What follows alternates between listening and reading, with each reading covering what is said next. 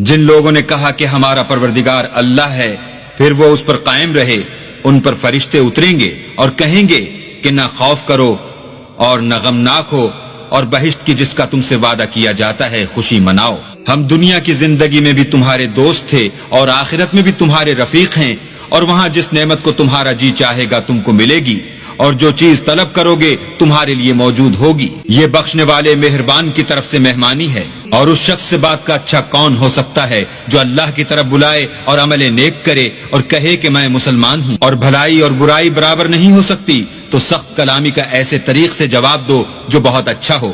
ایسا کرنے سے تم دیکھو گے کہ جس میں اور تم میں دشمنی تھی وہ تمہارا گرم جوش دوست ہے، اور یہ بات انہی لوگوں کو حاصل ہوتی ہے جو برداشت کرنے والے ہیں، اور انہی کو نصیب ہوتی ہے جو بڑے صاحب نصیب ہیں۔ اور اگر تمہیں شیطان کی جانب سے کوئی وسوسہ پیدا ہو تو اللہ کی پناہ مانگ لیا کرو، بے شک وہ سنتا جانتا ہے۔ اور رات اور دن اور سورج اور چاند اس کی نشانیوں میں سے ہیں، تم لوگ نہ تو سورج کو سجدہ کرو اور نہ چاند کو، بلکہ اللہ ہی کو سجدہ کرو جس نے ان چیزوں کو پیدا کیا ہے، اگر تم کو اس کی عبادت منظور ہے۔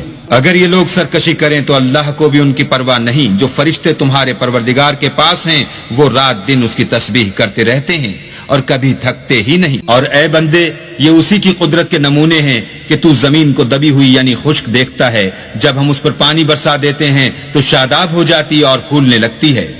تو جس نے زمین کو زندہ کیا وہی مردوں کو زندہ کرنے والا ہے، بے شک وہ ہر چیز پر قادر ہے۔ جو لوگ ہماری آیتوں میں کجراہی کرتے ہیں وہ ہم سے پوشیدہ نہیں ہیں، بھلا جو شخص دوزخ میں ڈالا جائے وہ بہتر ہے یا وہ جو قیامت کے دن امن و امان سے آئے؟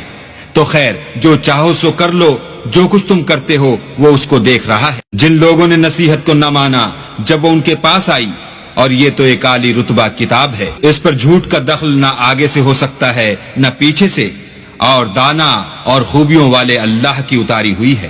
تم سے وہی باتیں کہی جاتی ہیں جو تم سے پہلے اور پیغمبروں سے کہی گئی تھیں، بے شک تمہارا پروردگار بخش دینے والا بھی ہے اور عذاب علیم دینے والا بھی ہے۔ اور اگر ہم اس قرآن کو غیر زبان عرب میں نازل کرتے تو یہ لوگ کہتے کہ اس کی آیتیں ہماری زبان میں کیوں کھول کر بیان نہیں کی گئیں؟ کیا خوب کہ قرآن تو عجمی اور مخاطب عربی۔ کہہ دو کہ جو ایمان لاتے ہیں ان کے لیے یہ ہدایت اور شفا ہے، اور جو ایمان نہیں لاتے ان کے کانوں میں گرانی یعنی بہرا پن ہے، اور یہ ان کے حق میں موجب نابینائی ہے۔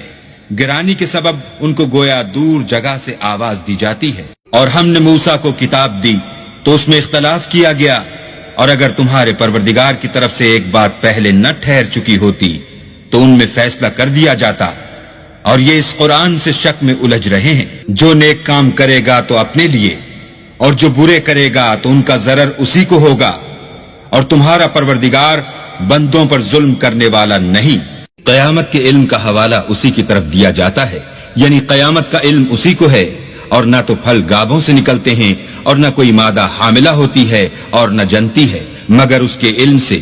اور جس دن وہ ان کو پکارے گا اور کہے گا کہ میرے شریک کہاں ہیں، تو وہ کہیں گے کہ ہم تجھ سے عرض کرتے ہیں کہ ہم میں سے کسی کو ان کی خبر ہی نہیں، اور جن کو پہلے وہ اللہ کے سوا پکارا کرتے تھے سب ان سے غائب ہو جائیں گے، اور وہ یقین کر لیں گے کہ ان کے لیے مخلصی نہیں۔ انسان بھلائی کی دعائیں کرتا کرتا تو تھکتا نہیں، اور اگر تکلیف پہنچ جاتی ہے تو نا امید ہو جاتا اور آس توڑ بیٹھتا ہے، اور اگر تکلیف پہنچنے کے بعد ہم اس کو اپنی رحمت کا مزہ چکھاتے ہیں تو کہتا ہے کہ یہ تو میرا حق تھا، اور میں نہیں خیال کرتا کہ قیامت برپا ہو۔ اور اگر قیامت سچ مچ بھی ہو اور میں اپنے پروردگار کی طرف لوٹایا بھی جاؤں تو میرے لیے اس کے ہاں بھی خوشحالی ہے۔